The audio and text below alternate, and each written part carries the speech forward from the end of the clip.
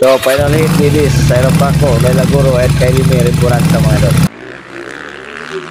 Uy, ayun mga idol, natumba si Syra Paco. Nabara si Kylie May, rimpunan sa. Sayang, tumba pa mga idol. Final hit na sana. Ayun, nakauna na si Kylie May, rimpunan sa.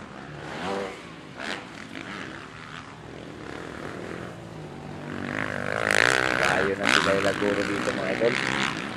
Ayun lang tumakbo yung motor ni Syra Paco. Ayun mga idol, kaya sinubukan ni Syra Paco na habulin si Kylie at si Laila Guro.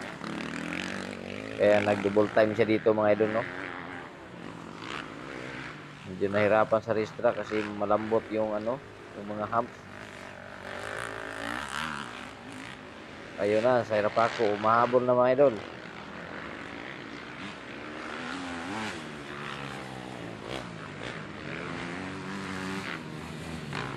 Grabe bilis ni Syra Paco dito mga idol.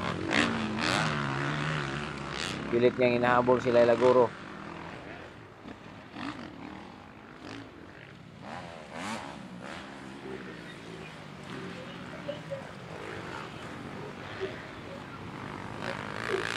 Ayun, nauna na si Syra Paco kay Kylie May, rimpunan sa mga idol. Matay yung motor ni Kylie. So, inahabol na ni Syra Paco mga idol si Laila Guro.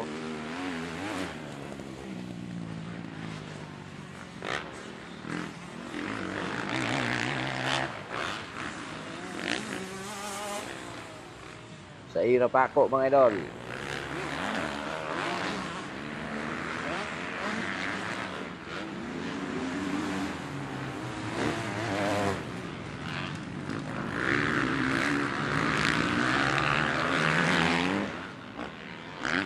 Yun na, malapit na si Syra Paco kay Laila Guro mga idol. Ayun na mga idol, malapit na, mahabol.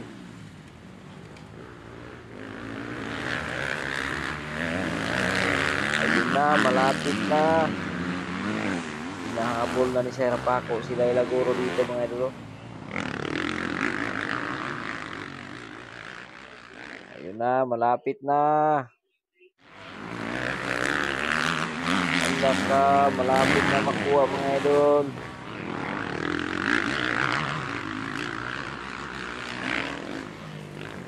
Ayun na sa hope section.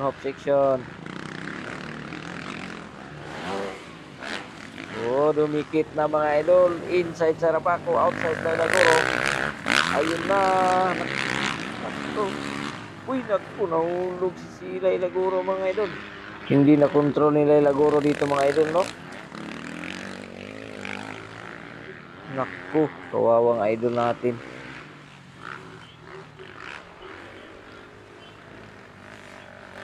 Pero salamat mga idol at okay lang si Laila Guro mga idol. Kunting gas-gas lang ang kuan niya. Ayan mga idol, nilapitan na ng mga rescue niyan.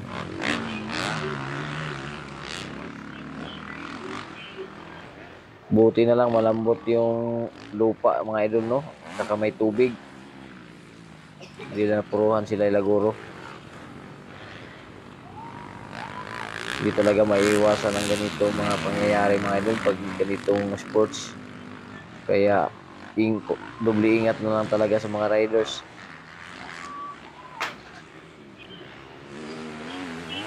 So, Syra Paco and Kylie May, ambulansa na lang ngayon natira mga idol, no?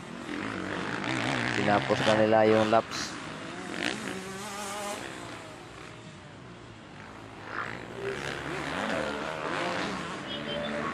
Ayun na si Kylie May na yung motor niya pag namatay.